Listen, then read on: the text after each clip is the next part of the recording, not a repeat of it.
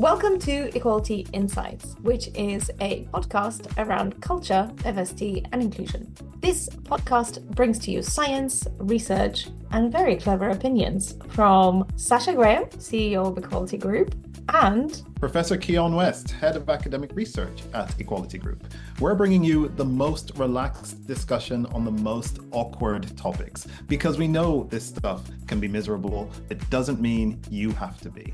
Right. Keon, question for today is, can you get a wrong kind of diversity? The wrong kind of diversity? The wrong kind of diversity. For Oh. example, let's think about President Obama, who is a Black man. Was he actually really good for Black people? Or other, I don't know, women in leadership positions? Are they actually good for women generally? And recently, the new leader of our Conservative Party in the UK, Kemi Badenoch, she came up with a few interesting statements. And one of her quotes is, "We're quick to complain about racism, sexism, homophobia, but it's not as bad as people make out. If we're going to be more cohesive, we have to be more relaxed about petty incidents and not find insult where none exists." Like, it sounds like what she's saying is that, come on, look at the world. I mean, we almost had a Black woman or Blackish woman running for president in the United States. We had Black enough. An Indian prime minister. Actually, there is a lot of diversity and there is a lot of opportunity for people. So why we're still talking about those isms? People just need to not focus on those and focus on the things that they actually want to achieve. So is this actually good? Do we need to talk about these things? Yes. So first of all, I want to acknowledge, what you said, because I think a lot of people are very disappointed with Kemi Badenoch's rise to being the head of the Conservative Party. They don't think she's very good for one reason or another. I admit I'm not a huge fan. And a lot of people are disappointed that Kamala Harris was not made president of the United States of America. But I do think it's fair to acknowledge progress is obviously being made, that within our lifetimes, 15 years ago, this would have been an unthinkable state of affairs. A Black enough woman, running as a credible candidate for a major political party for president of the United States of America. That would have been totally unthinkable. And she made it not only thinkable, but plausible. She got almost half of the country to vote for her. And, because of the way the Electoral College works, that doesn't mean they get half of the power, but she did get a huge amount of the country to vote for her. And the same is true. I mean, the UK has had a much better run of diverse leadership. So, the Americans have been essentially all white men and Barack Obama, whereas, the UK, we've had, Rishi Sunak and Liz Truss and Margaret Thatcher and Theresa May. And, we have Kemi Badenoch now running as the leader of the Conservatives. So the UK is way further ahead than the US. But even the royal family, even that is becoming diversified. Yes, I mean, the Americans very explicitly don't want a royal family. They made Meg Titus think about that a few hundred years ago. But I mean, just saying, I mean, like, look how diverse UK community is, like nationally. I mean, again, Kemi Badenoch said it's one of the best countries in the world to be Black in. Yeah, again, I'm not sure I agree with that. Why? But why wouldn't you agree with that, Keon? Well, I think it's not how the numbers pan out. So I wouldn't trust that. But I do think whether we agree with them or not, we have to acknowledge the successes, right? We have to acknowledge the diversity and the steps forward. But I think the question raised, about the bad diversity is kind of two questions. So one, are there people who are members of, these underserved groups, so diverse groups, we're going to call them. So are there Black people who do not like Black people or who prefer white people to Black people? Are there Black people who support racist projects or white supremacist projects? Or, similarly, are there women who don't like other women, who support sexist or misogynistic projects? And then if we're dealing with such a person, how do we feel about that person? Like, how much should we celebrate the diversity of their accomplishments versus recoiling from the project that they're pushing? And I think that's a fair question to ask on both fronts. Yeah. It's like if we reflect on some historic figures, I always think about Queen Victoria, who, despite being a woman with all of the power, actually held back quite a lot of women and really promoted quite patriarchal values and misogyny. Yeah. Which is, again, it just doesn't make sense. Like, why would you discriminate against yourself? Yes. So, I mean, whether it makes sense is a complicated question, but I think you're right. There are loads of historical figures we can point to. But I also think if you look at the science of it, we know that there are still people who do this. And you can simply ask people, you can test Black people and white people. So all the experiments we do, where you send out CVs or you send out, homework ostensibly done by a Black child or a white child, or, a job application done by a Black person or a white person, you can send them to white people and to Black people, and you can check whether they're doing things differently. And in general, yes, they do things differently. In general, white people like white people, like really quite consistently, and prefer white people to Black people. But Black people are inconsistent in that you get some Black people who prefer Black people to white people, but some Black people who definitely also prefer white people to Black people. And that's also true if you do things like the implicit association test or whatever else. And that applies across the board. So you get like some women who prefer women to men, but also who clearly prefer men to women. I don't mean in terms of like partners. I mean, that's a whole different discussion, but like in the workplace. Whereas men very reliably prefer men. You just don't get men that prefer women. That's not what happens most of the time. And so the first question, are there people who are minorities who aren't supporting the minority in terms of equality?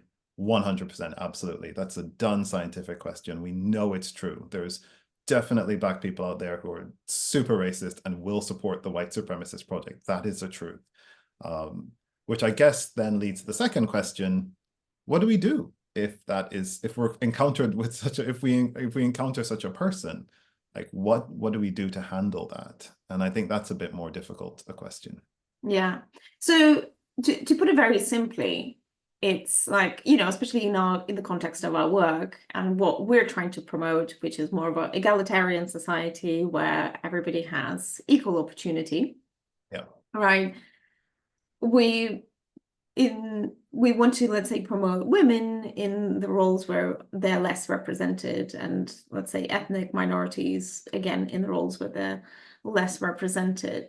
But what we also find is that those women, they can be sexist against other women, and those minorities, right, they can be racist against other minorities.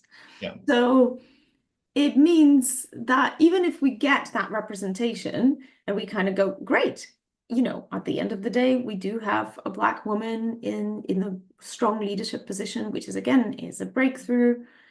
It's role modeling. That's great. But then it's not really great when they undermine the fact that we're celebrating that. Yeah. And I think the other thing that you bring up is not just that this can happen, but people are starting to argue that it is a thing that almost has to happen.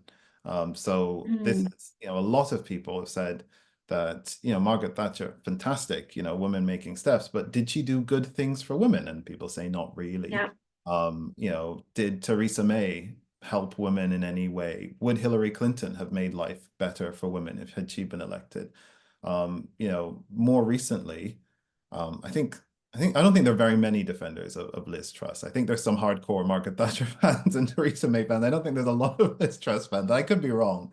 If you are one, do let us know why.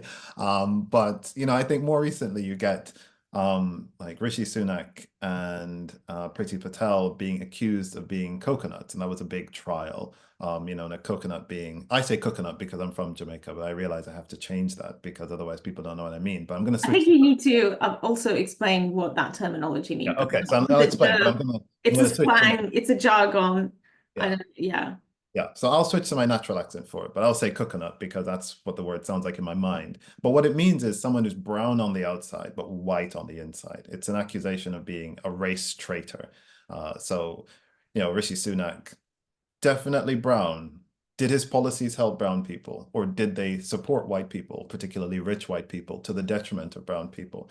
Priti Patel, her policies wouldn't have let her own grandparents in, or something like that, to her own admission.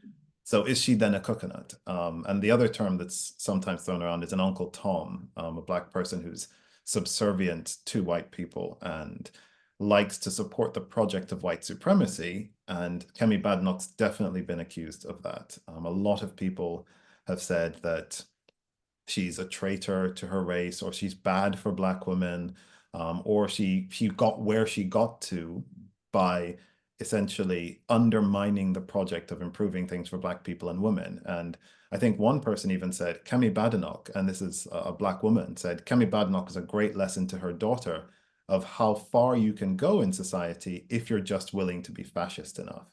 And I'm not saying that I agree with all of those claims, but these are the claims that are being made. And a lot of it is that the trade-off is to become a leader if you're a minority in these spaces. The trade-off is that you have to essentially really aggressively support the discriminatory project in order to do that. Yeah, and it sounds like, in that accusation, it sounds like, Kemi Badenoch it's about following the populist beliefs, right? That really strong narrative that a lot of people subscribe to. And we actually see that quite a lot with the clients that we work with. So predominantly as we work within financial services, what we find is that there's not many women in senior leadership positions who are opening doors for other women. Yeah. So even though they are in power, they're not necessarily advocating for, junior women to, again, come through the doors. They don't necessarily advocate for being themselves and, again, bringing more of those maybe stereotypically feminine qualities into the workplaces and getting them to be acknowledged and added to leadership traits. Right. Actually, what often happens is they assimilate and they pretend, or, they try to be one of the lads and say that I did not achieve this role because I am a woman, but because of my own contributions and abilities. And they're so strongly connected to that narrative that they're trying to deassociate themselves from the fact that they are of a different gender. And it is really challenging. It is really challenging because on one hand, again, you have the role models and you think, okay, I can do this. If they did it, I can do this. Yeah. But then when you interact with those women, you feel disenfranchised, it's, yeah. And frustrating. It's frustrating and challenging because, again, it just promotes the idea you can't be yourself and you have to be something else and you have to believe something else, right? And again, hold on to those often patriarchal beliefs in order to progress. Yeah, and I think that brings us back to the quote that you brought in from Kemi Badenoch right at the beginning, that we're quick to complain about racism, sexism, homophobia, but it's not as bad as people make out. If we're going to be more cohesive, we have to be relaxed about petty incidents and not find insult where none exists. And I think that perfectly shows that dynamic that you're talking about, that if you want to be at the top, you're not going to get there as a minority by saying, oh, well, think about minority issues, be nice to us. On some level, you have to present yourself as being either indifferent to or above these issues or opposed to them in order to appease other people. And that's the path you have to take. The quote itself, though, I find very interesting because from a scientific perspective, it's total nonsense. Just like 100% nonsense. Everything about it. So we're quick to complain about racism, sexism, homophobia. That is like a hypersensitivity argument that minorities are more sensitive and more likely to complain. And there is literally no research that supports this idea. There just isn't. And in fact, there's research that goes against it quite clearly, including some of the research that I've done myself, that if you get a bunch of white people and ethnic minorities and you submit them to similar kinds of slights and slight negativities, you don't see bigger jumps in unhappiness from the ethnic minorities than from the white people. You don't see the ethnic minorities being more disturbed by this. If you count up how many of these slights happen to white people versus ethnic minorities and how bad they feel about their lives, you don't get a bigger dip for the ethnic minorities than you do for the white people. If anything, it's kind of in the other direction, and it wasn't exactly statistically significant, so I don't want to play that up too much. But it's not even like it's there, but it's not strong enough. It's just not there. It's clearly not there.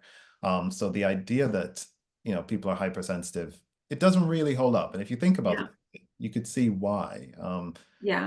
Women also don't want to be seen as too sensitive. You know, minorities don't want to be seen as complaining. They're not going to jump out of their way to complain. It's the people in power who, if you're even 5 minutes late for them, they'll chew your head off. But it's, you know, the underlings are not going to chew their heads off for being 5 minutes late. That's not true. That's not going to happen. So effectively what you're saying is that, you know, if we take any group of people, and actually they would be the ones who constantly get these, you know, microaggressions, you know, moments of being undermined, put pressure on, they will become sensitive, right? And minority groups are not oversensitive. It's just because they complain because they experience things so much more often of, you know, being mistaken for somebody else, or, you know, being reprimanded for the things, or being a lot of assumptions that goes that you're not good enough, or you have to prove yourself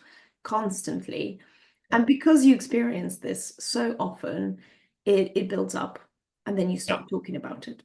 In fact, I'd say not even that. I would say there isn't even necessarily evidence that it builds up and then they talk about it more than white people otherwise would have. The evidence is really that people seem to talk about it in proportion to how much it happens. People respond to it in proportion to how much it happens. So there isn't even really the kind of, well, if you just keep doing this to white people, they'd get sensitive.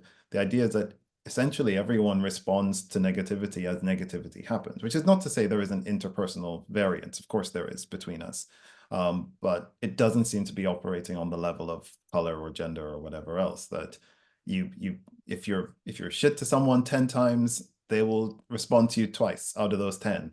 And so if, you know, as a white person, someone's really horrible to you 10 times and you say 2 things, and as a black person, someone's horrible to you 100 times, so you say 20, the black person isn't being more sensitive, they're just responding proportionally to what's happening. Yeah. That's a really good point. So it's a proportional response. Yeah, it's proportional representation, which is a good thing. If we don't have it in the government. Okay, so but the question is, what can we do about it? Right. So how can we identify, or like how can we get the right kind of diversity, or, you know, it's a big question. I mean, I'm asking it confidently without knowing the answer to it, really.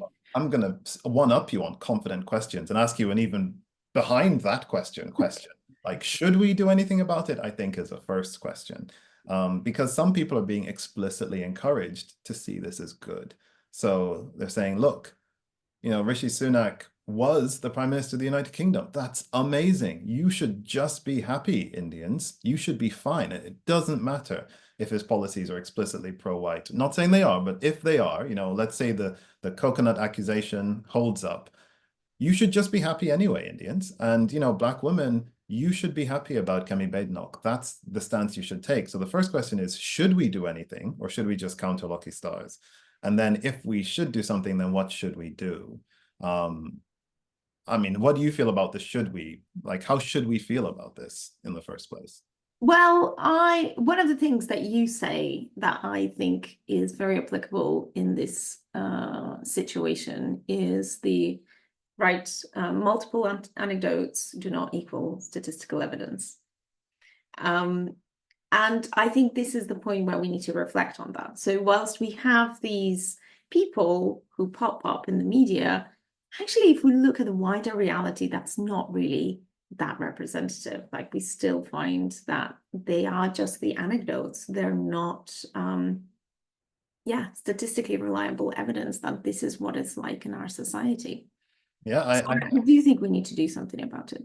I'd have to agree with you. I mean, bottom line for me, let's say Kemi Badenoch became Prime Minister of the United Kingdom. On some level, I suppose I'm happy that we get our first black Prime Minister, and that's great. And I'd be happy that we get, more women. I think we've done very well, especially compared to the US, abysmally, not very good on female representation. But we've done much better in the UK. So I'd be happy about those things. But bottom line, would my life be worse? Almost certainly. When I look at the policies, absolutely. Like, would she make my life worse as a Black person? The answer is almost certainly yes. That she runs on a platform of denying the existence of racism, of denying the existence of sexism, of really kind of unscientifically pushing things that we know have to go away. Like, we know we can't have these kinds of biases and have a functioning society. And so, like, I'm glad for the Blackness, I guess, but obviously I'm not glad for the bottom line. Like, I don't want to be poorer and less happy and more likely to be arrested. Like, that's not good for me. There's no amount of representation that undermines that. So yeah, so I think we're in agreement that it's a bad thing. We want to change it. And then I guess that brings us back to your second question, the big one. Well, how do we change it? What do we do about it? From my stance, I think a good place to start is, exactly the kind of conversation we're having, because I do think that a lot of places and a lot of companies and a lot of people see diversity in really simplistic terms. And they're like, any diversity is good diversity. So it literally doesn't matter, if the person's like a genuine Nazi, as long as, they're from whatever ethnic group or gender group or sexual orientation group, it's good. And I think hitting back with, no, it's not. That is not good. That's definitely not good enough. And a focus on policy over people, over persona, has to be the way forward. Yeah, I think I would obviously agree with you. And so, yes, a person has to, we do look and we take into account demographic characteristics, and they're important because, again, we want to change the makeup of our society and distribute power. But at the same time, that is not, understanding people's values, understanding whether they're aligned with our agenda and purpose is critical. Yeah. And that needs to, that trumps any kind of demographic characteristic that the person comes in. Yeah, even if you find this,